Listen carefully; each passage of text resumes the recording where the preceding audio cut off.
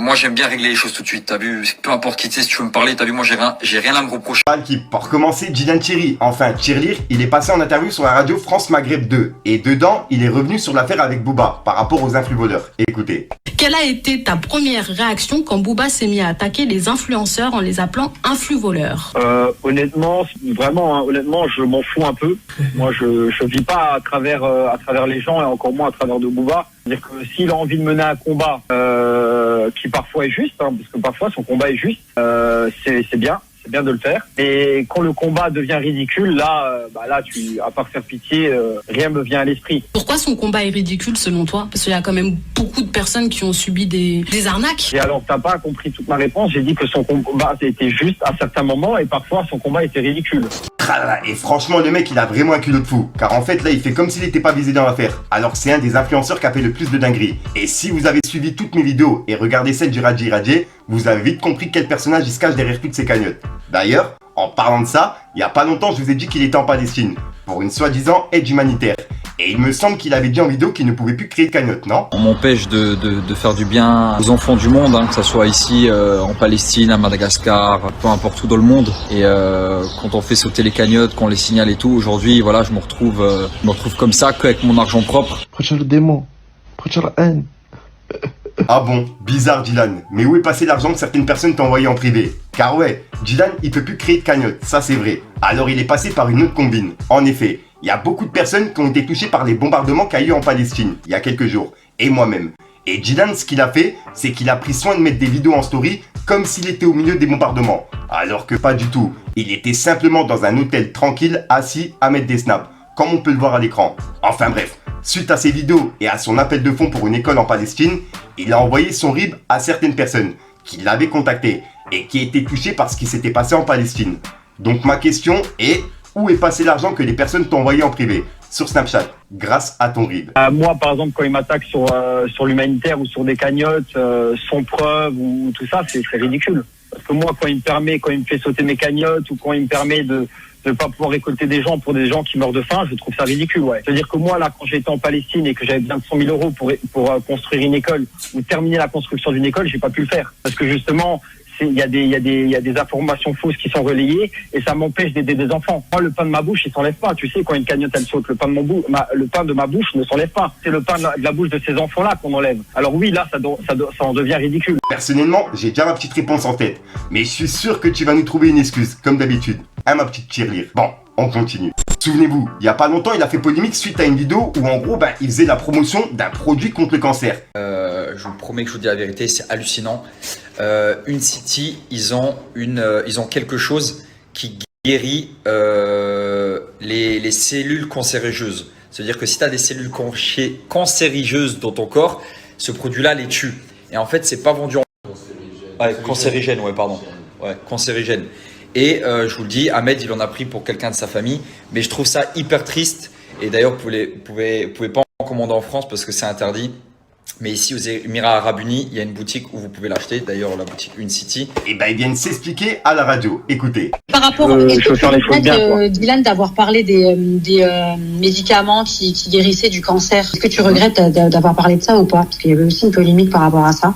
Si ça attriste les gens, tu sais, tout ce qui attriste les gens, je peux le regretter parce que ça doit faire mal au cœur aux gens et tout ça. Mais qu'on dise que c'est un placement de produit, que j'ai été payé pour ça et tout, c'est totalement faux. Il y a encore des rumeurs qui sont à mon égard qui sont totalement fausses. Alors comment tu es arrivé à faire la si je peux pas m'exprimer, ça va être compliqué. Quand on me dit que c'est un placement de produit alors qu'il n'y a pas de code promo, quand on dit que j'ai été rémunéré alors que j'ai pas été payé et que c'est compliqué quand même. Moi, j'ai juste raconté ma journée et j'ai dit que j'avais été dans un endroit à Dubaï où ils vendaient des pilules pour guérir les cellules cancérigènes. Et je vous le dis, Ahmed, il en a pris pour quelqu'un de sa famille. Et d'ailleurs, vous pouvez pas en commander en France parce que c'est interdit. Mais ici, aux Émirats Arabes Unis, il y a une boutique où vous pouvez l'acheter. D'ailleurs, la boutique Uncity.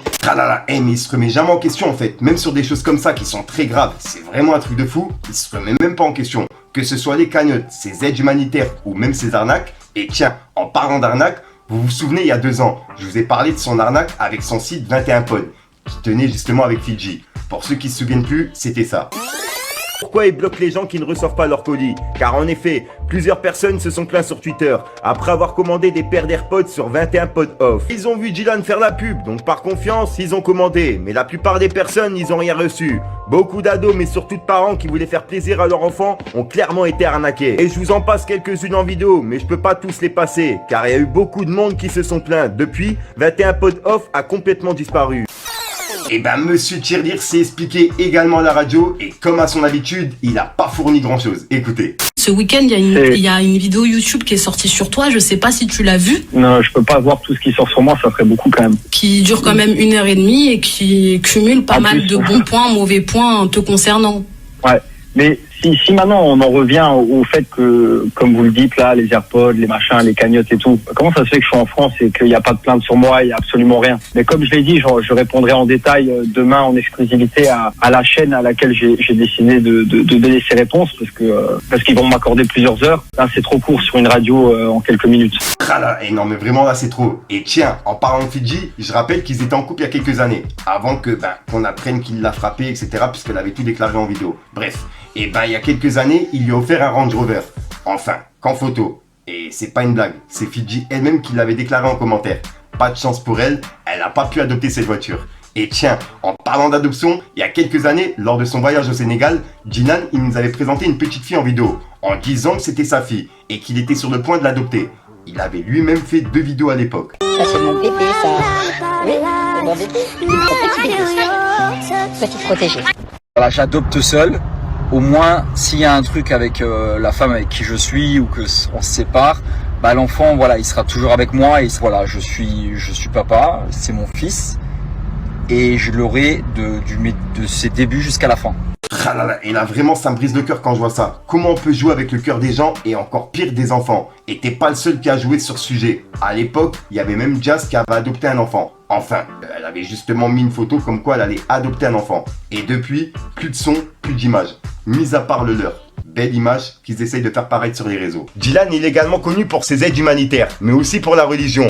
Mais une partie sombre se cache derrière tout ça. En effet, il y a quelques semaines, il y a une chaîne de télévision qui avait fait un reportage sur lui. Et il est accusé d'avoir détourné les fonds d'associations humanitaires, dont il s'est fait l'ambassadeur. Après avoir récolté l'argent, en gros plus de 600 000 €, qui a été directement viré sur le compte bancaire de l'une de ces sociétés, et Dylan Thierry, il aurait jamais fait parvenir l'argent aux différentes organisations. Donc en gros, tu vois, il s'est mis tout l'argent dans la poche sans compter le caca qu'il a bouffé. Bref, ça on va pas en parler. Dylan Thierry est accusé d'avoir détourné près de 600 000 € à travers une levée de fonds qui avait pour objectif de venir en aide à un petit village du Sénégal. Là, il a généré près de 600 000 €. Mais les 600 000 €, ça se trouve, il les a pris et il a juste payé de sa poche 1 000 € pour apporter des cadeaux aux gens. Où est l'argent? On ne sait pas ce qui s'est passé. Lui nie, bien évidemment. Enfin, il va pas dire bien. J'ai pris l'argent et je suis parti. J'ai 600 000 €. Oh putain la vache, j'ai fait une récolte de dons de 600 000 €, mais c'est énorme frérot. Même 80 000 personnes qui font une récolte pour l'Ukraine, ils récoltent pas 600 000. Même 80 000 personnes, et dans les 80 000 personnes, il y a des gens qui sont connus, ils ont pas récolté 600 000 €. Et moi tout seul, j'aurais récolté 600 000 € pour le Sénégal. Et les gars, j'ai récolté 17 000 € pour le Sénégal. Alors les gars, juste des fois c'est important de remettre les pendules à l'heure. Business Charity. Comment fin 2020, Dylan Thierry est passé de héros à zéro lors de son premier voyage humanitaire au Sénégal et de 0 à 444 000 € avec une cagnotte litchi ouverte à son nom Dylan Gate. Lisez ce thread et je vais vous le lire tout de suite. En gros, il a dit: en octobre 2020, Dylan Thierry part au Sénégal en tant qu'ambassadeur de l'association S. Une cagnotte litchi est ouverte avec comme organisateur et bénéficiaire Dylan, qui en fait la pub sur ses réseaux, avec le lien en swipe up. Et là, en fait, ils font référence au voyage humanitaire qui s'était mal passé, que moi-même, je vous avais parlé. En gros, il avait fait croire comme quoi tous les gens étaient là pour lui, alors qu'ils étaient là pour une manifestation. Il n'y avait pas autant de monde pour Dylan Thierry. Bref. Et en gros, il a écrit juste après: mais le voyage humanitaire se passe mal. Dylan est hautain avec les bénévoles, ne paye rien et se prend pour une star, selon le président de l'association S. À leur retour, après 15 jours passés au Sénégal, lui et l'association prendront leur distance avec l'influenceur. En gros, ils se sont limite un peu séparés, quoi. Et en novembre 2020, d'après le bilan du voyage de l'association S au Sénégal, Dylan Thierry n'a financé qu'une partie d'un forage, 1 300 € à 3 000 €.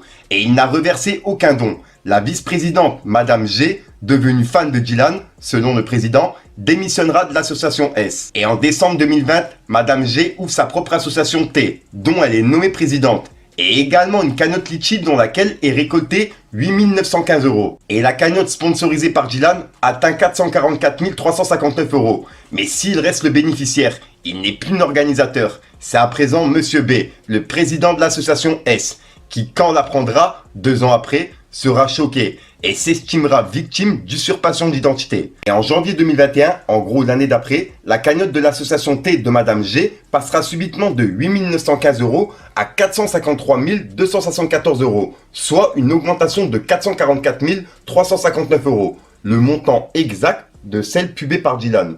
Et là, c'est bizarre. Et juste après, il a dit. Et dans les faits, la cagnotte de 453 274 € est maintenant dispo pour Madame G. Et aussi pour Dylan Thierry. Mais on ne sait pas où est passé l'argent. Et pourquoi le nom de l'organisateur a-t-il changé? Et comment l'argent a-t-il pu être transféré entre deux cagnottes? Quel héros ce Dylan Thierry? Enfin bref l'équipe, j'ai voulu faire une petite vidéo récap de toutes les dernières choses que j'avais sur Dylan Thierry. Dites-moi dans les commentaires ce que vous en pensez. Je vais éviter que cette vidéo soit trop longue, tu vois, sinon on peut continuer des heures. Si vous voulez regarder justement une vidéo qui dure des heures, je vous invite à aller voir celle du Raji Raji, qui regroupe pas mal de choses dans sa vidéo. Et si jamais vous êtes intéressé, il y a une deuxième partie qui devrait arriver dans pas longtemps, d'ici 2 mois. Et de mon côté, moi personnellement, je vais continuer justement à faire des vidéos sur Dylan Thierry, tu vois, chaque chose qui se passe, etc., jour pour jour. Donc voilà, pour justement vous tenir au courant et faire de la prévention pour les enfants qui vont taper son nom sur YouTube ou peu importe, tu vois. Je préfère qu'il tombe sur des vidéos de prévention que sur des vidéos de lui-même en train de faire des promotions pour les produits contre le cancer, etc. Bref, c'est une dinguerie. C'est la vie. Genre, je sais pas, t'as cru que t'allais passer à la télé toute ta vie, t'as cru que t'allais gagner de l'argent, des milliers toute ta vie. Il y a des hauts, il y a des bas, il faut savoir se le relever et tranquille, wesh. Ces vidéos marchent super bien. Les gens sont touchés par ses bonnes actions, il gagne beaucoup d'abonnés. Si de plus en plus de personnes voient clair dans son jeu, Dylan continue de tout nier en bloc. Mais au lieu de se justifier avec des vrais documents, il préfère jurer sur la religion. Moi je suis musulman, tout le monde le sait, c'est ma religion. Dieu va s'occuper de lui pour moi. Dites-moi dans les commentaires ce que vous en pensez de cette vidéo. Je l'ai écrite de A à Z. Bon, pas à la fin, tu vois, là, je suis en intro. Mais toute la vidéo de base, elle est écrite, tu vois. Puisque j'ai vraiment voulu faire un travail qui était propre, on va dire, entre guillemets. Elle est rapide, mais propre. Mais voilà. Bref, dites-moi vous ce que vous en pensez, l'équipe. Face à toutes les attaques que tu subis, du coup, tu penses que c'est mérité et responsable parce que tu es coupable ou tu penses être victime à cause peut-être de la jalousie? La question, c'est logique. Je suis victime à 100%. Allez, dégage, toi.